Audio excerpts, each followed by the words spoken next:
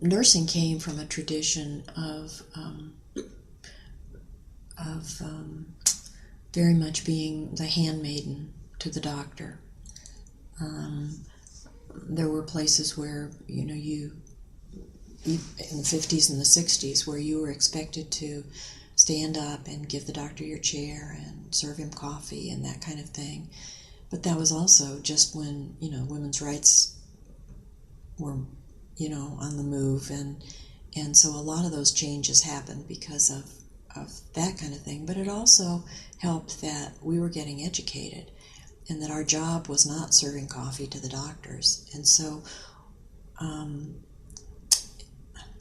increased education was kind of a double-edged sword, because in some ways it was threatening to the people we worked with. People, would, criticize, more book learning, and what good would that do? But at the same time, we were able to catch things that either were mistakes that the doctor had made and said, you don't really want to give that dosage, do you? Or call them, even though they didn't want to be called in the middle of the night, and you would be sworn at and called names, but you would say, this patient has had significant change in this way, and this way, and this way, and I think it's dangerous, and I think you need to check them. Increasingly, that kind of folded into the Nurse Practice Act and the Medical Practice Act, so that if the doctor writes an order that's a mistake, and that happened in the 40s, no nurse would probably question him. It was kind of unheard of, and she might be fired. And later on, if she didn't question it, it's the doctor's error if he's written it wrong. But if you say, that doesn't look right, and give it anyway, I'm equally liable for causing harm to the patient, or potential harm.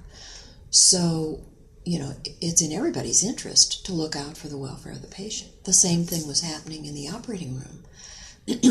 In past, if there was, the doctor contaminated a glove when he was in the middle of a case, the nurse would, say, I think you touched something.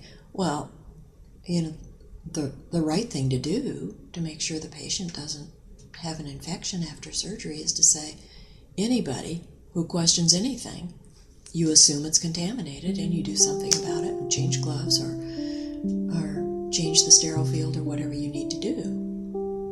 And so increasingly, I think nurses got equal voice or more voice than they had in the past about all kinds of decisions. You've just listened to an audio clip from the Samuel Proctor Oral History Program's diverse collection of oral history interviews as part of our 50 Years, 50 Faces fundraising campaign.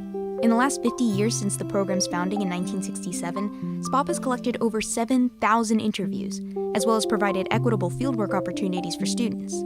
To support our program's mission to document the voices of people from all walks of life, visit our donation page through the link in the description, or visit our website at oral.history.ufl.edu. That's oral.history.ufl.edu. SPOHP. One community, many voices.